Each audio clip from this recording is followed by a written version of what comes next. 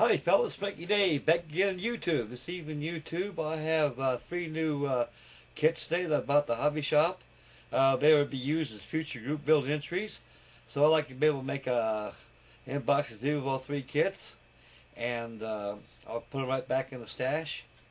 And any of you fellas up there want to get a group build started using one of these 3 kits right here as a basics for your group builds, and at least I got more to my stash. I can add 2 of these group builds coming up, and I might get one started after a while. But right now I got to finish up my plates to go along. Anyway, fellas, I went down to the hobby shop. I ventured down there. Dave seen Don down there, see if he had anything new, and he's got a lot of new kits down there. So I'll probably be getting a couple more by tomorrow. And I got my naval pension retirement check yesterday, and went down there and got the kits today. So I bought 3 of them, and the first one I got's a 1/32 scale Revell of Germany P39D Air Cobra, and the second kit I got is the old Matchbox kit that's boxed under Revell Germany of the Supermarine Standard flying boat, the same kit that Alex has, except his is the original boxing of Matchbox.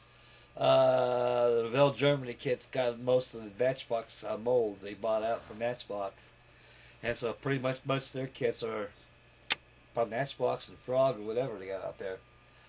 And lastly, an old Williams Brothers kit that came out in the beginning of the 1980s, 81, 1980. It's some Williams Brothers 1/72 scale Martin B-10 bomber. And so I'll do all 3 reviews of those kits right there. And we'll switch over to the other camera. It was camera friendly, and we'll see what's shaking on the other side of the camera, and we'll go through these all 3 group build entries, fellas. So hang tight, boys. We'll flip over to the other camera. We'll see what's shaking.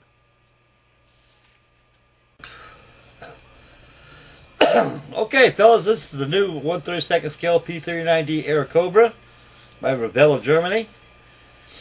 And this is a new kit release. I don't know how long it's been out there, but it's pretty new in the hobby shop, so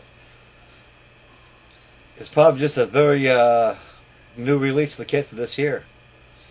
Maybe it was last year, I don't know, but it came in last week, so I went and bought it anyway, folks. This thing cost $75. United States dollars, $75, so I got it for $35 down at the hobby shop.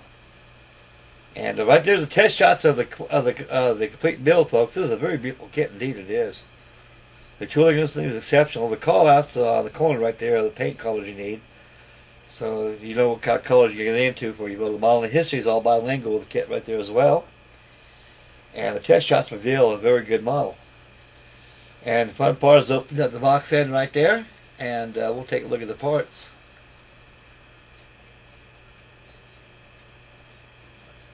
And this is going to be a fun build, guys. So there'll probably be some early World War II builds coming up, you know. And I have this in my stash, and I'll whip it out one of these days, and I'll build it too. And start out with instructions.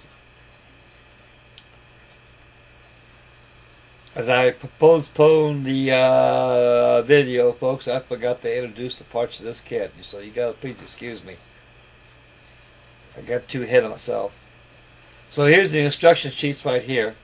You got 2 options in this kit, different paint schedules. The paint schedule is the same, but the trim colors are different. That's all olive drab and neutral gray at the bottom on that schedule right there, and this is the history of the aircraft. As we open up the instruction pamphlet, we'll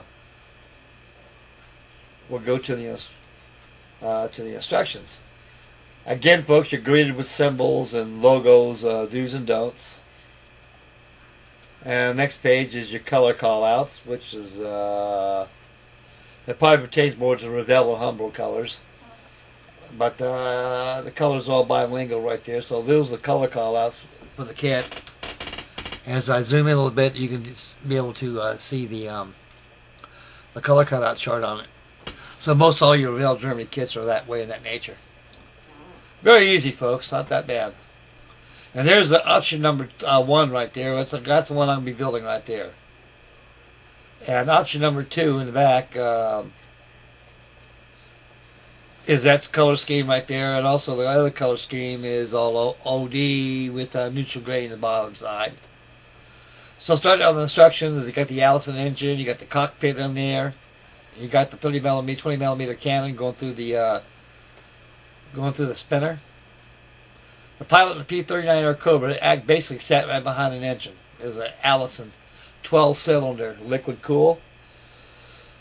Packed a good punch. The Air Cobra was a main airplane. It can outrun a Zero any day of the week. I don't understand why the Army Air Corps didn't use that during the Battle of Midway, but it's a hell of an airplane for its day. It was ahead of its time. Bell Aircraft Company, they're more or less experimental aircraft, but they finally military bought a few of them off them. There's a second paint schedule right there, guys. You got white on the leading edges of the wings and also white tail fans. With the Victory Girl insignia on the decals. So we'll move the decals next. The decals are gorgeous. Boy, I wish I could shake this nasty ass cold. I tell you, it's driving me bug house. Okay, the protective backing papers are moved to the side. And get it out of the way. There you go, Frankie boy. Now you got the routine. There's the decal sheet, folks. It's very thin. So that tells you the decals are very thin, and they'll probably go on the model real easy. And I'm going to have a fit with those wing walks right there. Those red wing walks right there in the middle center underneath the Victory Girls right there. So you got 2 Victory Girls on here.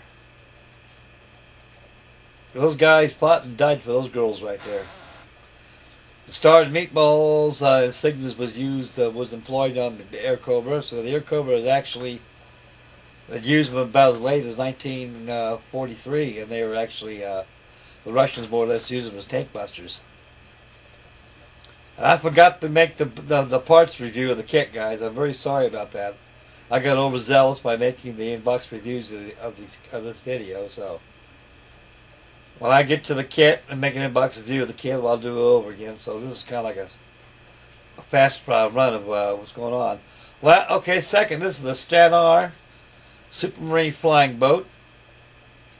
And this flying boat was introduced in the Royal Navy in 1934. It was a long-range flying boat. It was used throughout the whole Second World War. Revell, Germany. This is a Matchbox kit, guys. That's $3 Revell, Germany. Most of those Revell, Germany kits, except the new retool ones, are actually reboxing of the Matchbox kits. This kit's precisely the same kit that Alex has on his. Only difference is it's Revell, Germany boxing. That's the only difference. And the decals are different. I'll give you 2 options on the kit. The Stranar had extra sea gray with slate gray and sky undersides, or sometimes they had duck egg blue undersides. And on top of the Pegasus engine, you had your bronze cowling rings on there. In the back of all the real Germany kits, there's other kits that are available. And so we'll open up the contents of the kit and we'll take a look inside. This is a very beautiful kit, guys. I'll tell you one thing. I kid you not. The kit is very beautiful kit. And Alex is going to enter this in Chancellors of North Wales, his flying boat group build. And I was thinking about entering this too as well as a second entry next to my PVM Mariner. Since I got a pretty good head start in that Mariner, I can probably sneak this in too. It depends on. I PM'd Alex to see if it'd be okay, if he won't be getting mad or something like that. Or I'm pretty sure it'll be okay. There, on the box art right there, it shows you the aircraft with the paint schedule. It has a history of the Supermarine Stranar. Stranar was a very good flying boat. He can carry a crew of 5 personnel. It's more or less used as more or less as a rescue flying boat. Of course, you got your color call-outs right there, and you got your parts, your sprues right there. In case you have any problem identifying parts, it's right there listed on the sprues right there. Here's all your color call-outs. There's your sprues of the parts right there in case you get lost a little bit. Use them for identification and comparison. Starting with the pilots and the cockpit interiors and the bulkhead walls. Here's the first part of the construction of the kit, and then the fuselage is the front you join. Once all the interior parts are painted and glued inside.